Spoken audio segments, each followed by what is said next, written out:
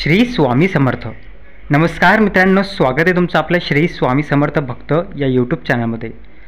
स्वामी भक्तांनो, आज आपण तुमच्यासाठी एक सत्य अनुभव आलेला तुमच्यासमोर घेऊन येत आहोत. तर घडलं असं, नायट्रोजन सिंड्रोम हा आजार एका स्वामी सेवकाच्या मुलाला झालेला होता.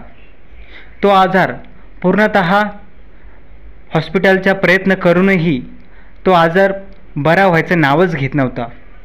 परंतु ते स्वामी सेवेकरी केंद्रात जाऊन त्यांनी सेवा करायला सुरुवात केली. काही त्यांना केंद्रामध्ये सेवा दिल्या, तर ते सेवा त्यांनी सुरुवात करताच त्यांना चांगल्या प्रकारे अनुभव आला. ऐकूया त्यांच्या तोंडूनच.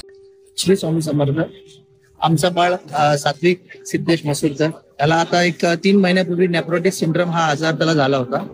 आम्ही खूप औषधोपचार केले, पण त्याच्याने काही रिस्पॉन्स एवढा काही चांगला आला नव्हता. नंतर आम्हाला आमच्या स्वामी केंद्रातून सांगितलं गेलं की स्वामींचं तारक मंत्र हे तुम्ही 11 वेळा म्हणा आणि ते त्याला पाणी द्या.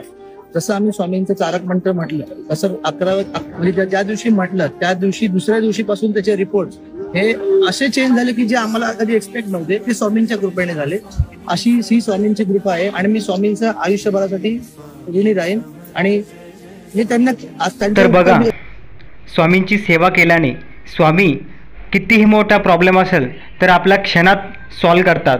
फक्त मनात श्रद्धा असायला हवी आणि स्वामींची सेवा मनापासून करायला हवी.